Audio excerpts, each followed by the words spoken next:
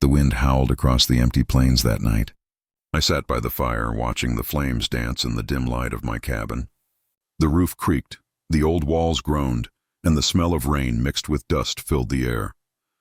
My ranch felt as hollow as my heart. I whispered, "Clara, you'd hate this silence." The flames cracked like an answer, but no one spoke back. The storm outside grew wild. Thunder rolled over the land like an angry drum. I stood, grabbed my coat, and stepped out. "Easy, boy," I said to my horse, brushing the rain from his mane. The wind hit my face sharp and cold. I'd lived through many storms, but that night felt different. Lightning flashed, and that's when I saw it. A small figure near the barn. At first I thought it was an animal, but when I ran closer, I saw a girl, half covered in mud, shivering. She looked no older than 15. Her hair stuck to her pale face and her hands clutched something, a small piece of cloth torn and wet. "Hey!" I shouted over the rain. "Can you hear me?" Her eyes barely opened. "Please, don't send me back." I knelt beside her. "I won't," I said. "You're safe here." She tried to stand but fell again. I lifted her into my arms. She was light, too light. I could feel her bones through her soaked dress. Inside, I placed her by the fire, wrapped her in a blanket, and poured her some warm water. Her lips trembled as she whispered, "Thank you, mister." "What's your name?" I asked. Lily, she said, her voice weak. "I ran away." "From where?" "From the mines," she murmured. "They made us work, no food." "No light." Her words froze my blood. I'd heard of those places, children digging until their hands bled. My fists clenched. "You're safe now," I said. "You'll stay here till you're strong." She nodded, her eyes heavy with sleep. I sat across from her, watching the fire warm her face. The ranch was quiet again, except for the storm. "Why'd you help me?" she asked suddenly, her voice soft. I sighed. "Because someone once helped me." She looked at me, confused. "Who?" "My wife," I said. "She's gone now." "I'm sorry," she whispered. I nodded. She wanted children. I couldn't give her any. For a moment, only the crackle of fire spoke. Lily pulled the blanket tighter and said, "Maybe you still can help someone, just not how you think." Her words hit me harder than any storm. "Try to sleep," I said. "We'll talk tomorrow." She smiled faintly and closed her eyes. I watched her breathe, slow and steady. Outside, the wind began to calm. I leaned back, staring at the flames. Clara's photo hung above the mantel, her eyes kind, her smile soft. "You'd tell me I did right," I muttered. The old clock ticked loud in the silence. I hadn't heard another voice in months. Now there was one again, small, broken, but alive. In the morning, I made her soup from what I had, beans, bread, and a bit of salt pork.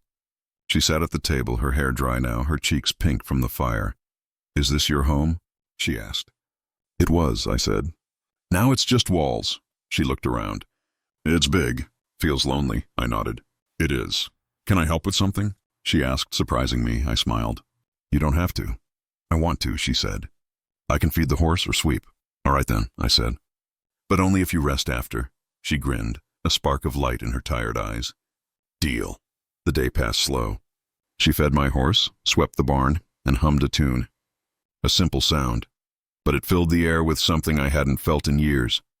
That night we sat by the fire again. "Do you think they'll find me?" she asked. "Not if I can help it." Her eyes widened. "You'd fight for me?" I looked at her, the dirt on her hands, the scars on her wrists. "I've lost too much already. I won't lose again." She nodded, tears in her eyes. "No one ever said that for me before." I stared into the fire. The storm had passed, but inside me something new was stirring. A warmth I'd forgotten existed. When I went to check the barn before bed, I looked back. The rain was still falling when I found her. She was shaking under the broken wagon, mud covering her face. "Hey," I said softly. "You alive?" She flinched, then tried to crawl away. "Don't touch me," she whispered. "I won't," I said, kneeling down. "You're freezing." "Come inside." She stared at me, her lips trembling. "Who are you?" "Name's Jack Harlan. I own this ranch. You're safe here." Her eyes darted toward the barn. "You got food?" "Some bread. Maybe soup if you can stand." She nodded weakly. I helped her up. She was light, too light. Her hands were bruised, her dress torn. When I opened the barn door, the smell of hay and horses filled the air. "Sit here," I said, pointing to a pile of blankets. "I'll get you something warm." When I came back with a bowl of soup, she was curled up, half asleep. I sat down near her. "Eat. You'll feel better." She took the bowl with shaking hands and sipped slowly. Her eyes lifted to mine. "Why are you helping me?" "Because you need it," I said simply. "What's your name?" She hesitated. "Lily." "Lily," I repeated. "Pretty name." She looked down. "My mama picked it." "She's dead now." The words hit me harder than I expected. "I'm sorry," she shrugged. "Happened long ago. I worked at the Carter mines since I was 9. My chest tightened. "The mines near Red River?" She nodded. "They took kids, paid us with scraps. If we stopped working, they'd beat us." Her voice cracked. She stared into the empty bowl. I leaned back against the wall. "No one came for you?" She shook her head. "No one ever does." Silence filled the barn, broken only by the wind outside. I thought of Clara, my wife, and how she used to hum while feeding the horses. "You can stay here," I said finally. "For a while." She looked up quickly. "Really?" "Yeah," I said. "But you'll have to work a little. Feed the chickens, brush the horses, that kind of thing." Her eyes softened. "I can do that." "Good," I said. "We'll talk more in the morning." As I stood to leave, she asked, "Why are you alone, Mr. Jack?" I froze at the door. "Lost someone. Long time ago." She didn't ask more. Maybe she saw the pain I tried to hide. I returned later with dry clothes, a shirt, old pants, and boots too big for her. "They'll do for now," I said. She smiled faintly. "Thank you." Her smile reminded me of light after a storm, small but real.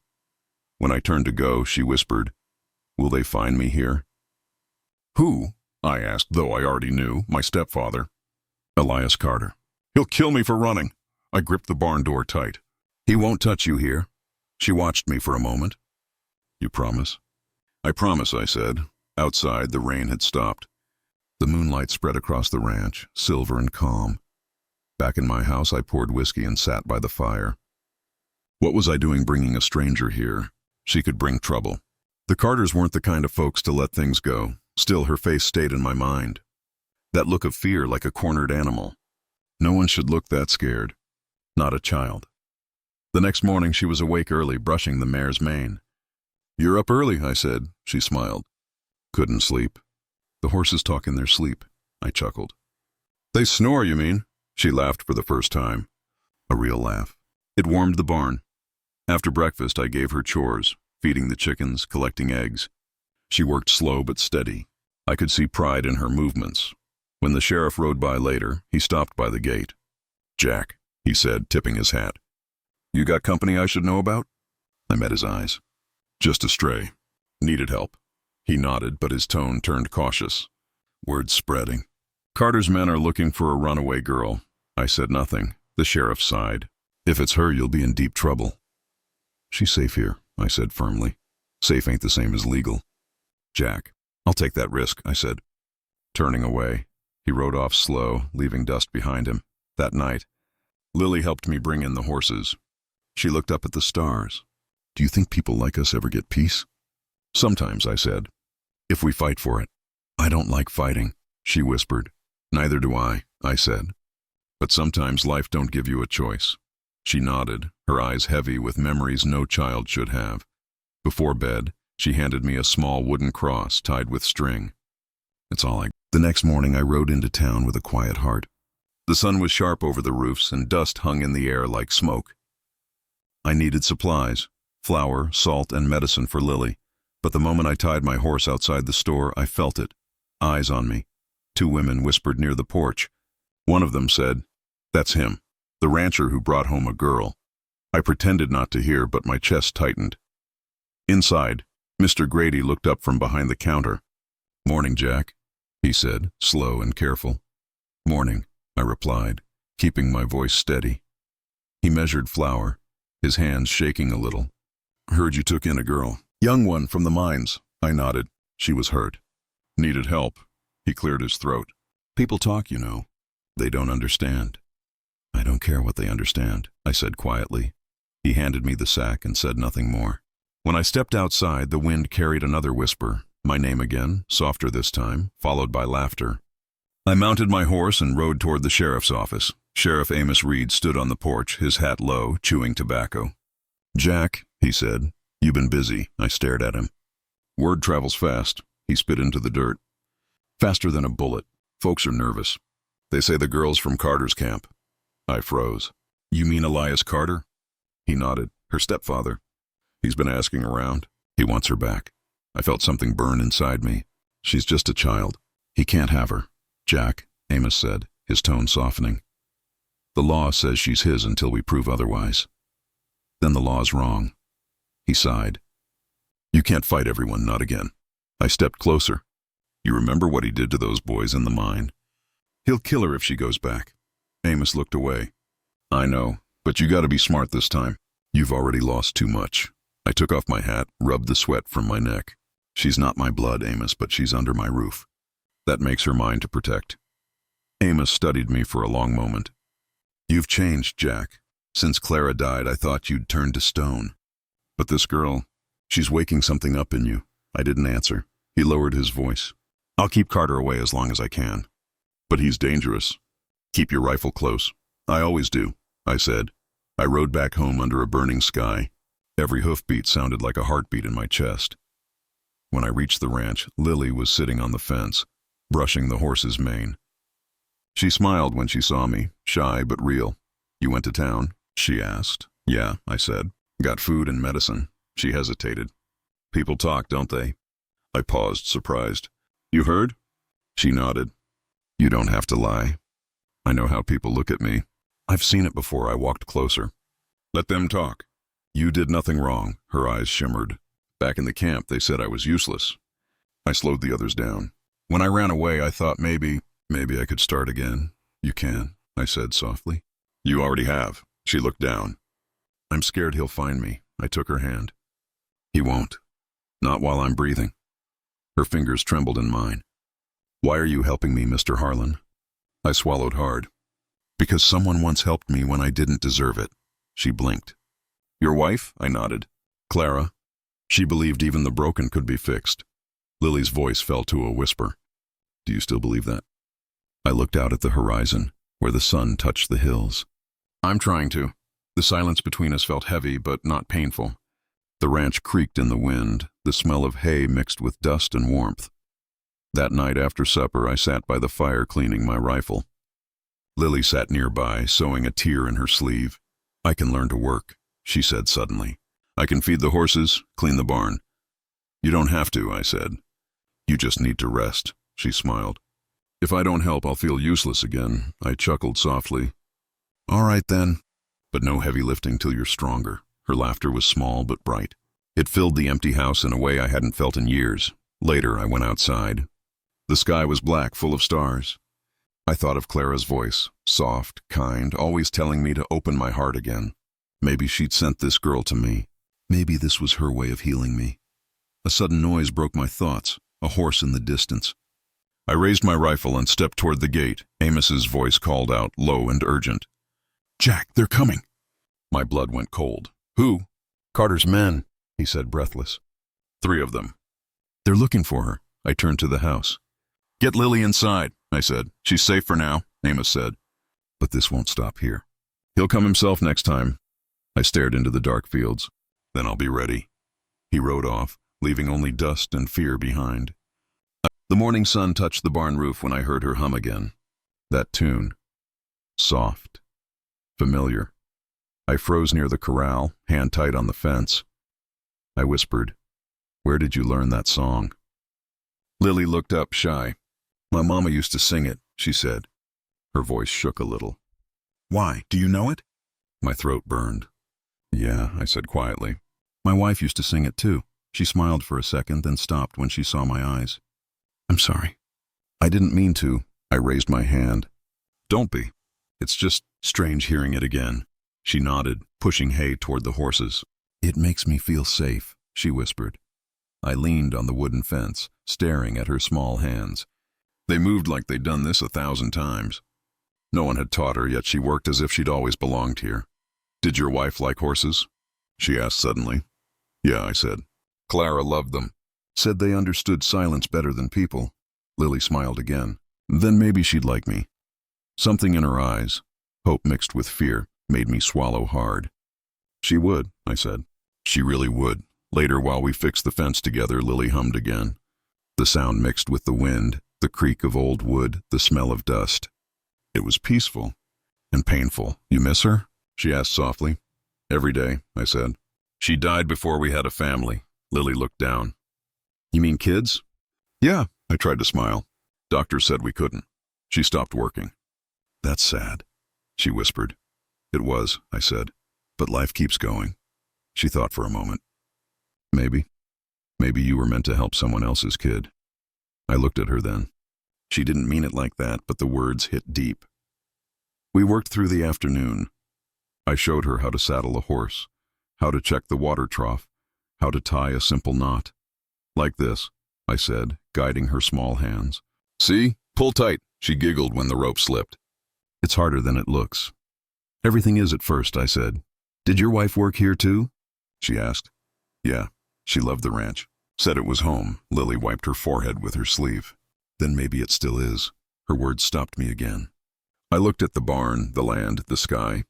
It had felt empty for so long. But not now. That evening I sat on the porch cleaning my boots. Lily brought me a mug of water. Thank you, I said. She sat beside me. Can I ask something? Sure. Do you believe people can come back? I frowned. Like ghosts? Maybe not real ghosts, she said. Just something that stays. I looked at the horizon. The sun was dying red behind the hills. I think some people never really leave, I said. They stay in what they loved. Then your wife's still here, she said. In this place. My chest tightened. Maybe you're right. Lily leaned her head on her knees. Sometimes I feel like my mom is near too, when I'm safe. You are safe now, I told her. She looked up. Because of you? I smiled faintly. Because of both of us. When the stars came out, she began to hum again. The same song, soft, almost broken. I closed my eyes. For the first time in years, I didn't see Clara's grave. I saw her smile. I whispered to the night. You sent her, didn't you? Lily stopped humming. What? Nothing, I said quickly. Just talking to the wind. She laughed lightly. You talk to the wind a lot? Only when it listens, I said. She chuckled, small and pure. Then maybe it listens more than you think. That night, after she went to bed, I stayed outside. The barn glowed with lamplight, her shadow moving behind the window. The ranch didn't feel empty anymore, I whispered. Clara, she's healing me.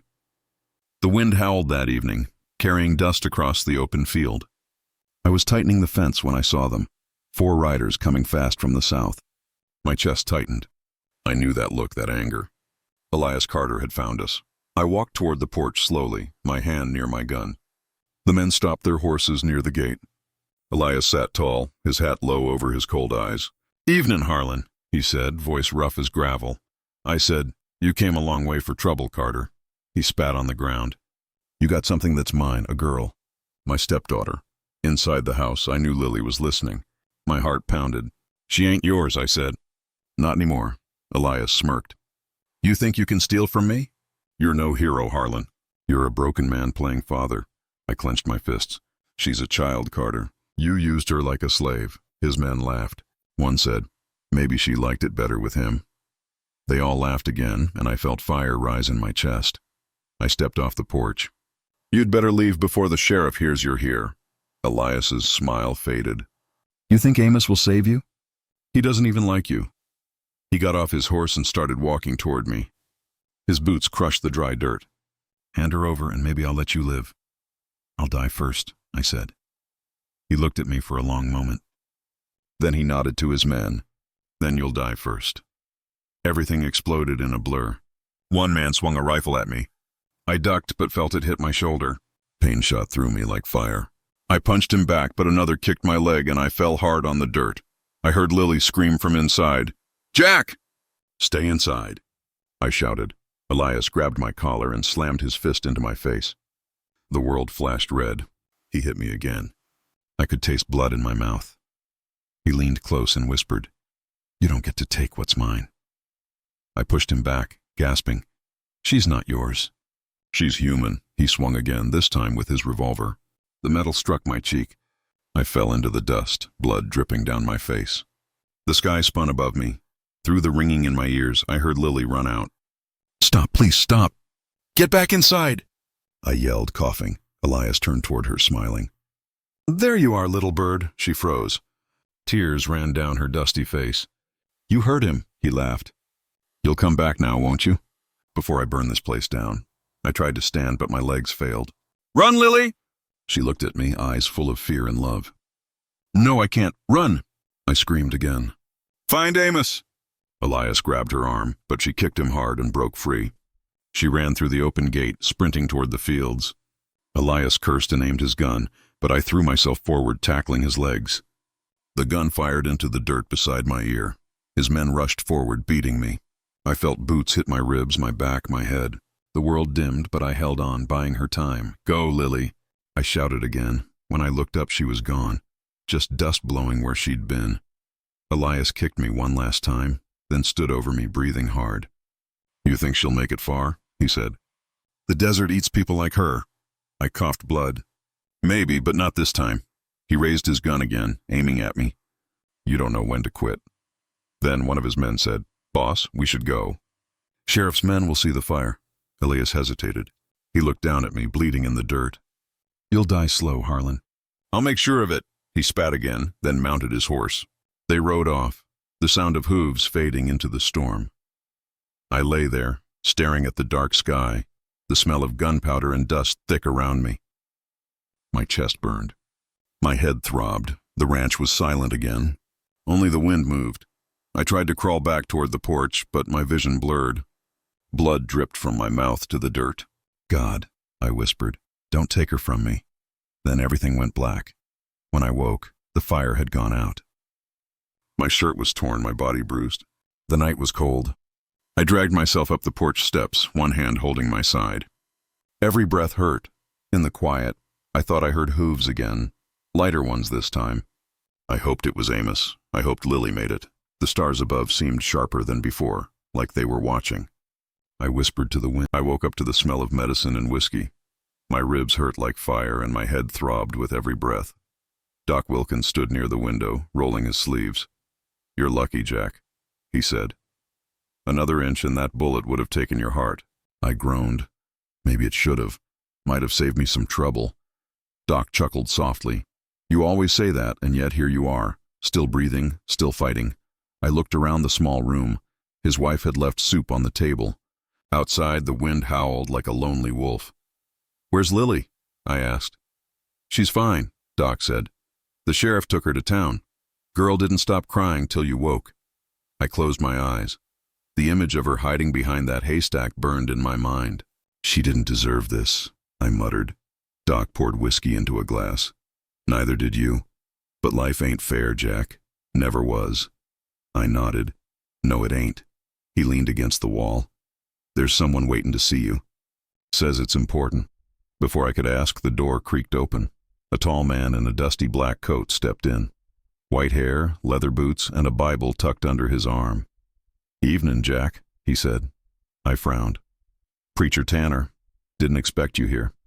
He nodded slowly. Didn't expect to come either. But I found something. Belongs to you. He opened the Bible and pulled out a folded letter, yellow with age. My hands trembled as I reached for it. Where'd you get this? I asked. Your wife gave it to me before she passed, he said. Told me to bring it to you when the time was right. My chest tightened. Clara? He nodded. Said it might help you heal. For a long moment I couldn't speak. My fingers brushed the paper like it was glass. Doc left quietly, closing the door behind him. The preacher sat down across from me. Read it, son. I'll wait. I unfolded the letter slowly. The handwriting was soft, careful, just like her voice. My dear Jack, if you're reading this, I'm already gone. I know you blame yourself for what happened, for the child we lost, for the silence that followed. But some things aren't meant to be understood. God didn't curse you, Jack. He's waiting to bless you through someone else. You'll find peace again, not through blood, but through love. When you meet her, you'll know. She will be your daughter, not by birth, but by fate. Clara. The words blurred as tears filled my eyes. I pressed the letter to my chest. She knew, I whispered. All this time, she knew. Preacher Tanner bowed his head. Clara was a wise woman. Said your heart was too strong to stay broken forever. I wiped my face. I failed her. I failed that child. No, he said firmly. You lived, and now you're being given a second chance. I stared at the candlelight flickering on the wall. The words, "a daughter by fate," echoed in my head. Lily, I said softly. She's the one, isn't she? The preacher smiled faintly. You already know the answer. But why me? I asked. I'm no saint. I've done things I can't undo. He leaned forward. That's exactly why, Jack. You understand pain, and only a man who's been through hell can show someone else the way out. I let out a shaky breath. She's just a girl, preacher. What can I give her? Home, he said simply, and peace. We sat in silence for a while. The only sound was the wind tapping against the window. I ran my thumb across Clara's signature. The ink had faded, but her love hadn't. I remember the day she wrote letters, I murmured. Said words last longer than people. She was right, the preacher said. They always do. I looked up. You think I can be a father again? He smiled. You never stopped being one. You just forgot what it felt like. I leaned back, breathing deep. The smell of rain drifted through the window. Somewhere outside, a horse neighed. Tell Lily I'll be home soon, I said quietly. The preacher stood and tipped his hat. She'll be glad to hear it. After he left, I stared at the letter again. The candle burned low, light trembling across the table. I whispered into. I knew something was wrong when the barn went quiet. The horses stopped moving. The wind stopped blowing. Even my breath felt heavy. Ben? I called. My voice echoed off the wooden walls. You in here? He stepped out from the shadows, wiping sweat from his neck. Yeah, boss, just checking the feed. But his eyes didn't meet mine. They never did when he lied. The sun behind him cast his face half dark, half light, like he couldn't decide which side to stand on. Feed's fine, I said, walking closer. So tell me the truth. What did you do? Ben froze. His hands trembled. I don't know what you mean. I reached for the pistol on my hip. You told Elias where Lily's hiding, didn't you? He looked at the floor. I needed money, Jack. I'm sorry. The words hit me harder than a bullet. Money. Always money. You sold her out, I whispered. A child. He swallowed. He said he'd pay me enough to leave town. I thought he just wanted to talk to her. I didn't know. Don't lie to me, Ben, I shouted, my voice cracking. You knew exactly what he'd do. He stepped back, eyes darting to my gun. Jack, put it down, please. My hands shook. The metal felt heavy, almost burning. Do you know what it's like to lose everything? I asked. My wife, my child, my peace. Now you want to take her too? Ben's eyes filled with tears. I didn't mean it like that. I was tired, Jack. The ranch doesn't pay much. The storms ruined the crops. I needed a way out. You had one, I said quietly. You had me. The silence after that was cold and cruel. I could hear the wind howling through the barn cracks. He dropped to his knees. I'm sorry, Jack, please. You didn't think because you never cared. I said. She trusted you. I trusted you.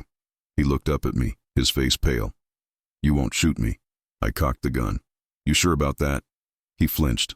Jack, please, don't become like him. Don't let hate own you. His words tore through me. I saw myself in him, weak, scared, desperate. Maybe that was the real reason I hated him. I lowered the gun slowly. My voice broke. Get out. He blinked. What? Leave, I said. Take your horse, take the money from the shed, and don't ever come back. He looked shocked. You're letting me go? I'm letting myself live, I said. That's the difference. He stood trembling. Thank you, Jack. I swear, I'll disappear. You'll never see me again. I nodded. I hope not. He turned to leave, but before stepping out, he stopped. She's a good girl, he said softly. You should protect her. The world's worse than we think. Then he was gone. I holstered my gun and sat on the hay. My chest hurt like someone had cut it open. The barn smelled of dust, sweat, and betrayal. Doc Wilkins once told me that forgiveness was the hardest kind of strength. I never believed him. Until now. I wanted to hate Ben. I wanted to hate Elias. Hell, I even wanted to hate myself. But all I could think about was Lily. Alone, scared, waiting. I stood up and grabbed my coat. The sky outside burned orange with sunset. I won't let them take you, I whispered. Not again. As I mounted my horse, I saw the hills glowing under the dying light. The sun burned low, turning the sky into fire. I stood at the edge of the rail yard, dust swirling around my boots. The air smelled of gunpowder and rust. My hand rested on the gun at my hip. Elias was already there, his tall frame dark against the orange light. His hat shadowed his face, but I could see that wicked grin.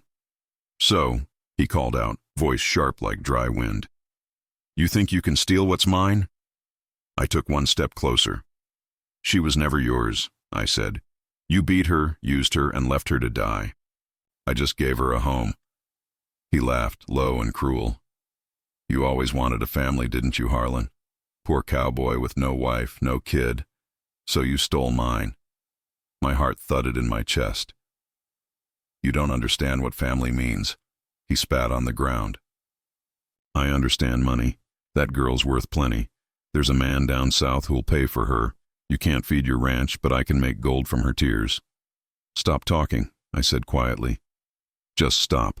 Elias drew his gun fast, too fast. I ducked behind a wagon. The bullet hit the metal, sparking fire.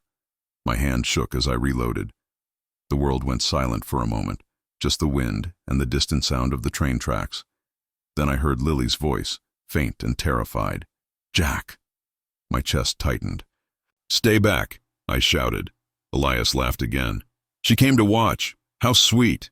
He fired again. The bullet grazed my arm. Pain burned hot, but I didn't stop. I leaned out and fired twice. The first missed. The second hit his shoulder. He staggered, growling like an animal. You'll pay for that! We circled each other in the dying light, guns drawn, boots scraping the dirt. My breath came in short bursts. The sweat stung my eyes. Why do you care so much, Jack? He said. She ain't your blood. Because blood doesn't make a father, I said. Love does. He smirked, raising his gun. Then die for your love. His shot hit my side. The pain tore through me, but I stayed standing. My fingers tightened on my gun. I fired once. The sound echoed through the empty yard. Elias dropped his weapon and fell to his knees. He looked at me, shocked, his mouth trembling. Blood ran down his chest, dark and slow. Lily ran from the shadows, tears streaking her dirty face. She fell beside me, hands on my wound. Jack, please don't fall. I'm fine, I said, though my voice was weak. It's over. Elias coughed, trying to speak. I knelt beside him. His eyes were glassy now, his voice soft. I only wanted money, he whispered. I stared at him, feeling something break inside me. You lost everything for it, I said. He tried to laugh, but choked instead. His body went still. The sun sank behind the hills. I looked at his gun lying in the dust, then at the sky. The colors were fading, red, gold, purple. It was beautiful and terrible all at once. Lily held my hand tight. Jack, you're bleeding. We need to go. I can walk, I said, though every step burned. She helped me up, her small frame shaking. We started toward the horse tied near the fence. My vision blurred, but I kept walking. The rain started before dawn. I heard it tapping on the roof like soft footsteps. My chest ached, and my right arm felt heavy. When I opened my eyes, I saw Lily sitting beside me, her head down, her fingers holding mine. You're awake, she said, her voice shaking. I'm still here, I whispered. Guess the bullet missed my heart. She smiled through tears. Doc said you're lucky. I don't feel lucky, I said. My voice cracked. I buried a man yesterday. She looked at me, eyes full of pain. He hurt people, Jack. He hurt me. I know, I said. But killing him, It still feels wrong. The wind outside howled through the cracks of the window. I turned my face toward the sound, letting the cold air brush against me. The smell of wet earth filled the room.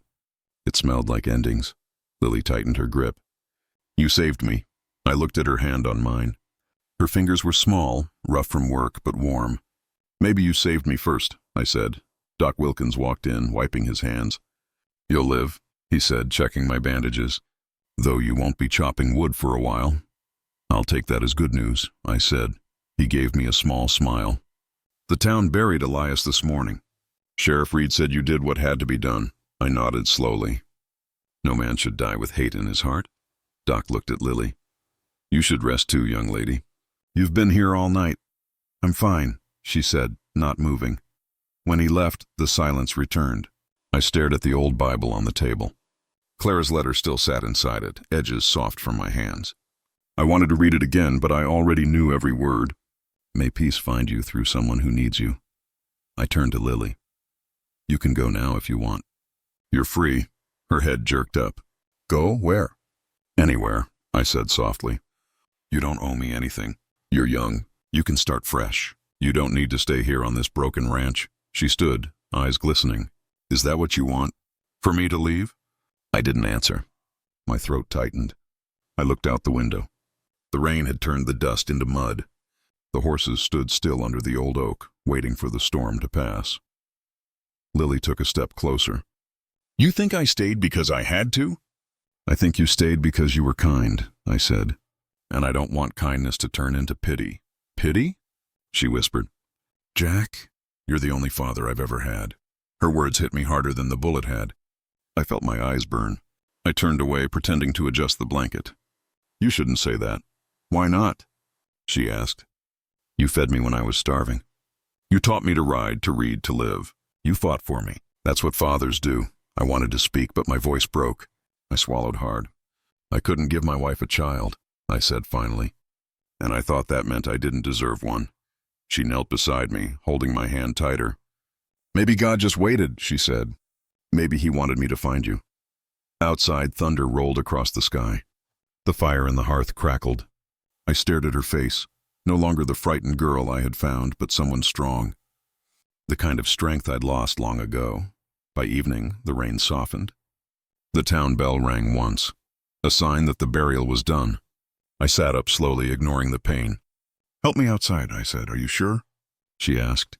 I need to see the land. She wrapped my coat around me and helped me to the porch.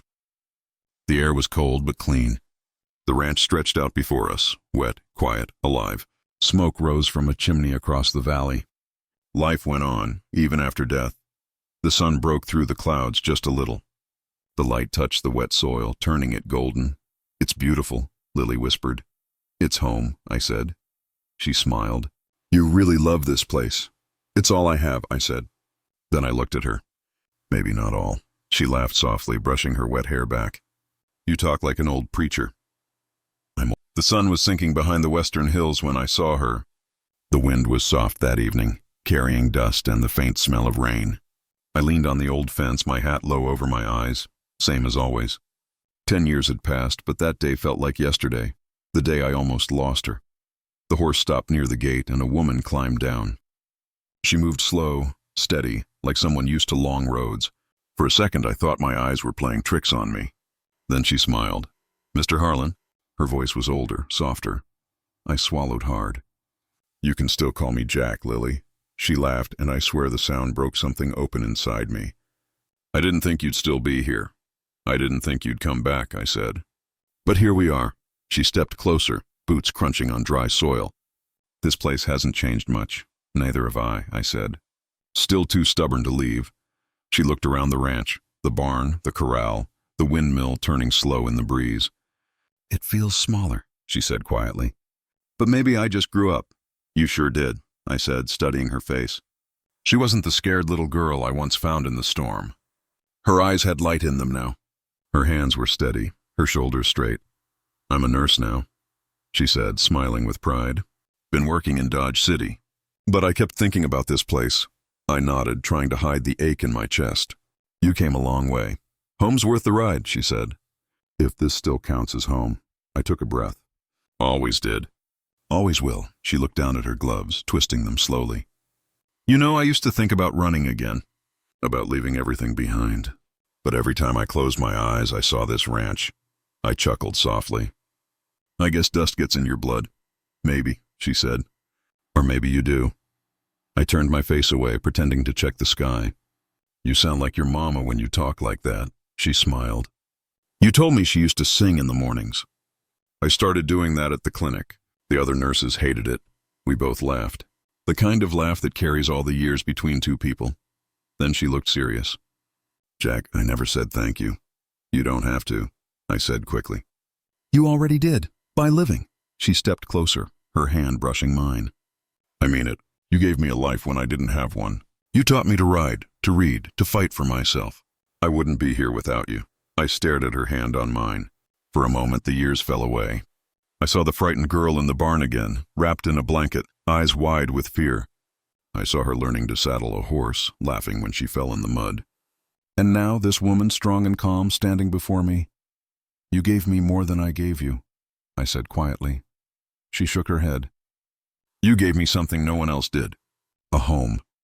The word hit me like a bullet and a prayer at the same time. I smiled faintly. Funny thing that, I thought I lost mine when Clara died. But maybe I was just waiting. For what?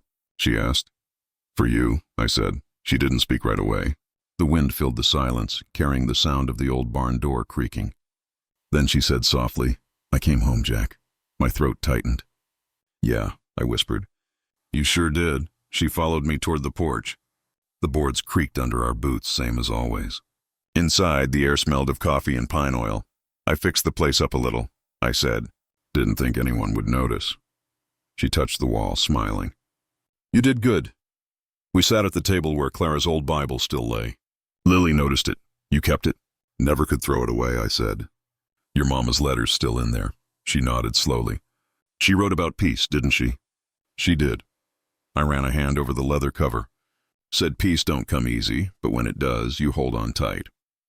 Lily reached across the table and took my hand.